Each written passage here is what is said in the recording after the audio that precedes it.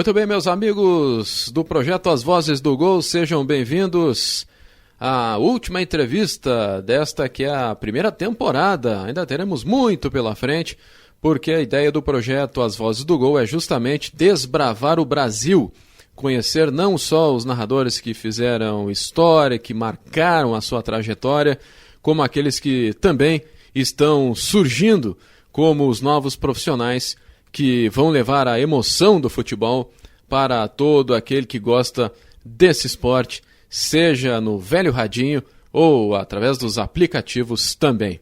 E a nossa última entrevista é nada mais, nada menos do que com José Carlos Araújo, conhecido Garotinho.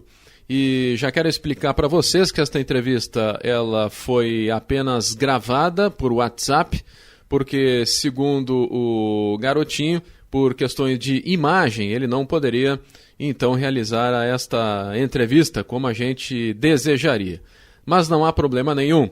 O bate-papo aconteceu no dia 23 de setembro deste ano, 2021, portanto, e certamente bastante agregadora. E tenho certeza que o pessoal que for ouvir vai curtir bastante. Vamos lá, então? Começando com José Carlos Araújo Garotinho. Seu nome completo, Garotinho. Qual a sua idade? E a tua naturalidade? Meu nome completo é José Carlos Lopes de Araújo. Tenho 81 anos, sou do sexo masculino, nasci no Rio de Janeiro. No momento atuo pela Rádio Tupi do Rio de Janeiro 96,5. Quando é que tu começou a narrar futebol, para o nosso ouvinte relembrar? Eu comecei a narrar futebol em 1964 na Rádio Globo. Eu passei por algumas emissoras, Globo Nacional, voltei para a Globo, depois implantei a Bradesco Esportes no Rio de Janeiro e também transmiti pela Band News. Passei pela Transamérica e estou na Rádio Tupi desde 2015. E agora a sua formação acadêmica? Eu sou professor de Geografia formado pelo UERJ, professor aposentado do Estado do Rio de Janeiro. Garotinho, além do rádio, você atuou em outros meios? Olha, eu já atuei em rádio, em jornal. Em televisão, comecei na TV Globo em 1985.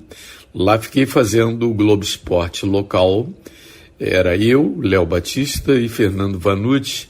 Fiquei fazendo o Globo Esporte, o quadro local. Naquela época, o Globo Esporte tinha uma edição nacional, mas um bloco era inteiramente de futebol regional.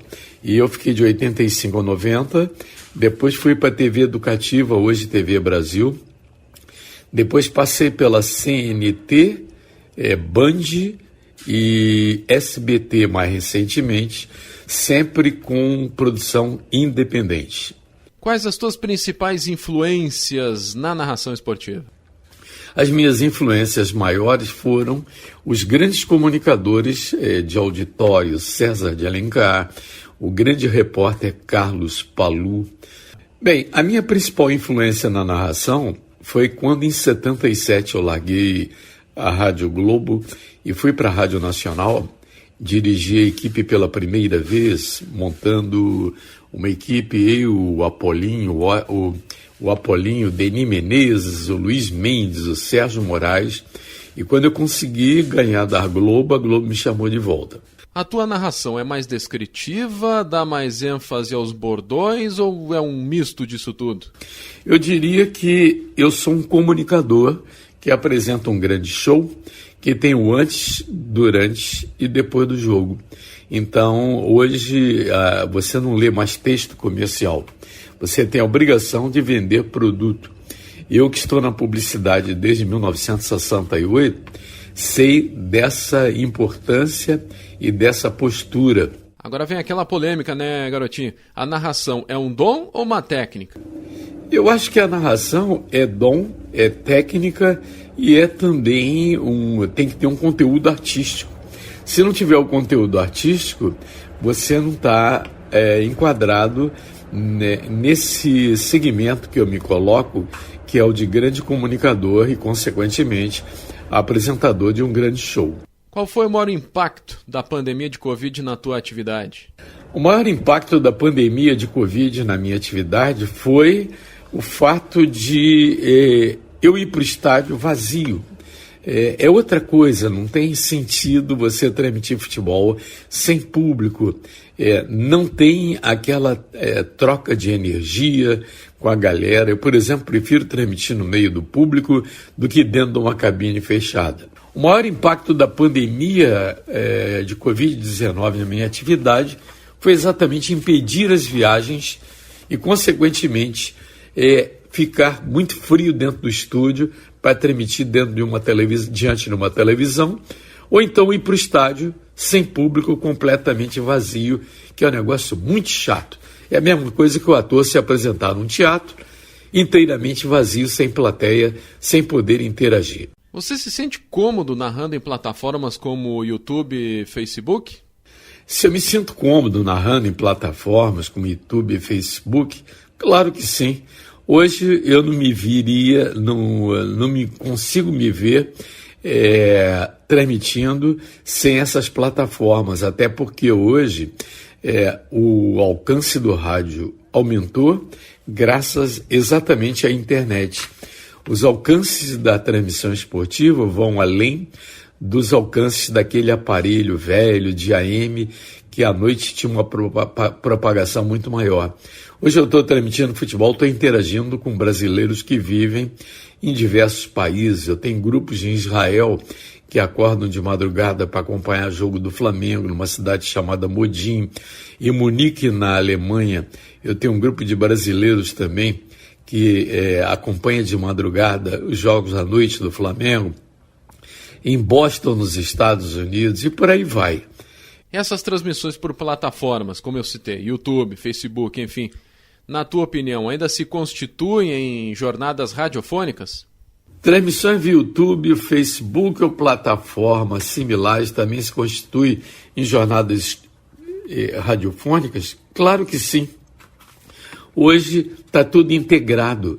O rádio depende muito do YouTube, do Face, de todas essas plataformas, porque sem ele não teria essa penetração maior. Como é que você, garotinho, se definiria como narrador?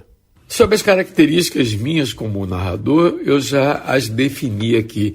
Eu não sou apenas um narrador, um speaker, um locutor.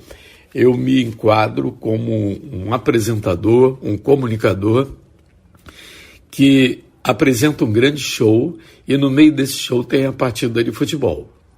Conta pra gente como é que é a tua preparação para as transmissões.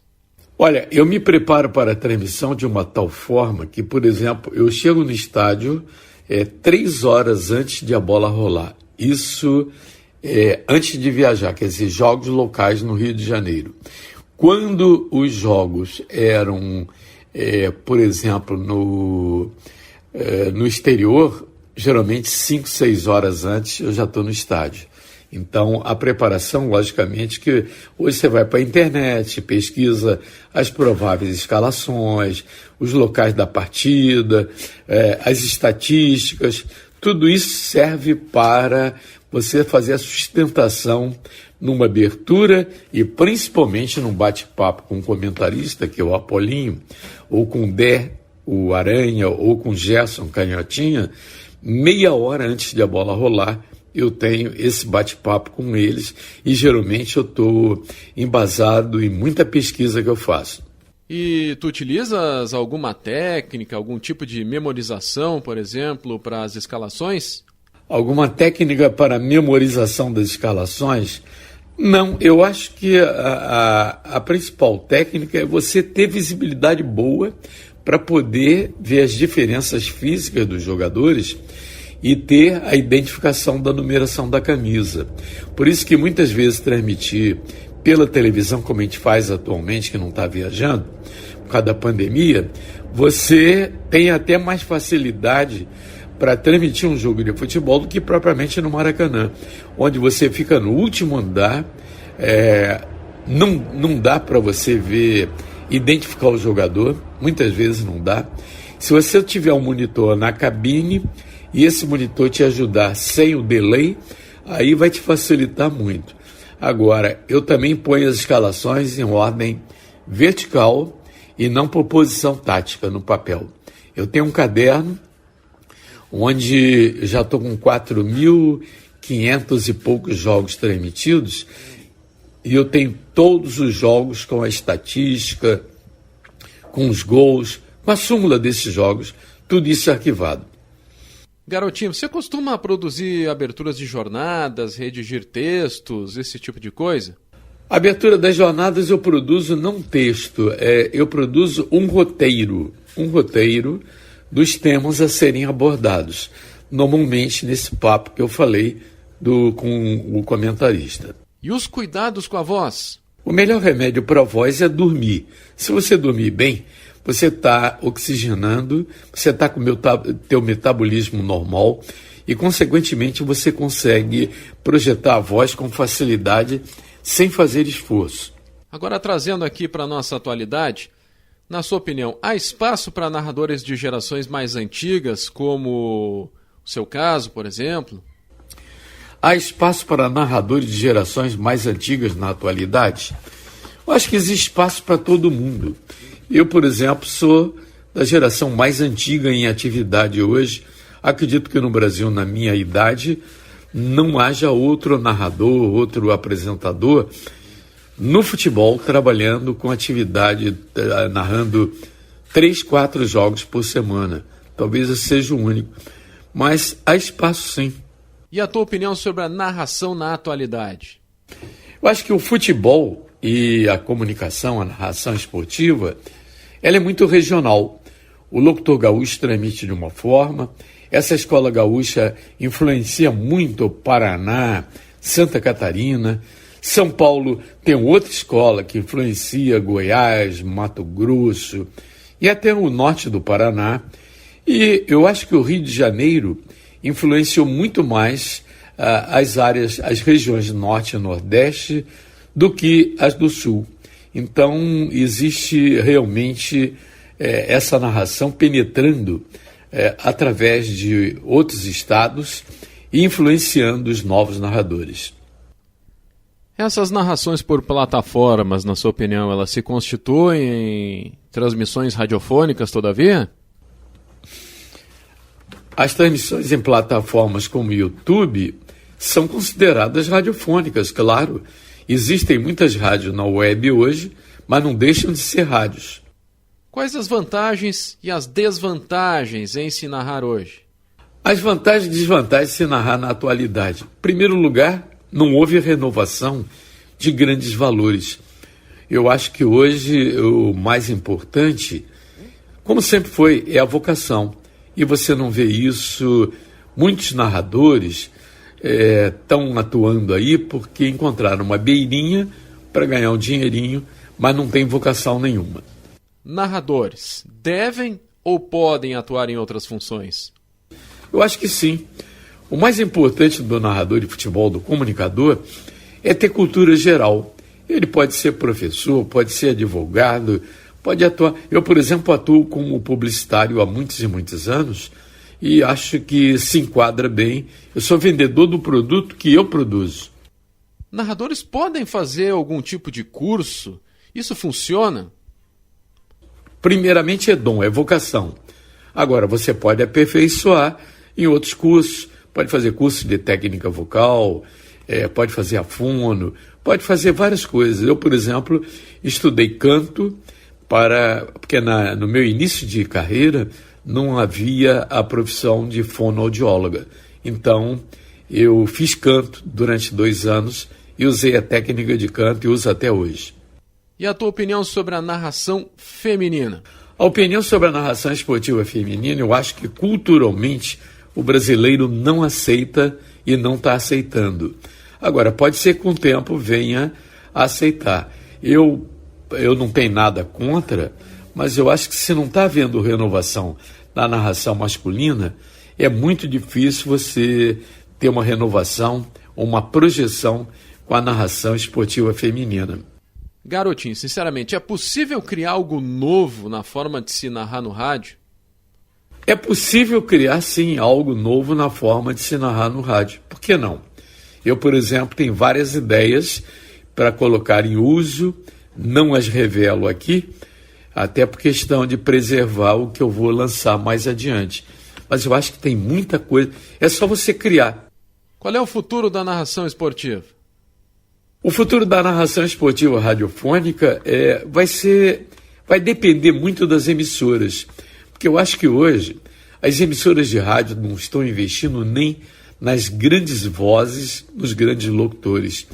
Eles procuram locutores de voz feminina, quer dizer, locutoras, porque geralmente são complemento salarial da família, sai mais barato, um padrão só de comunicação no FM, na música, e aí fica muito mais barato para o empresário. Muito bem, esta foi a entrevista que a gente realizou com José Carlos Araújo, o Garotinho, um dos maiores nomes da narração esportiva de todos os tempos do Brasil. Foi realmente um prazer, uma satisfação trazer ele aqui para o projeto As Vozes do Gol, que fecha a sua primeira temporada, mas que seguirá, com certeza, agora na sequência de 2022.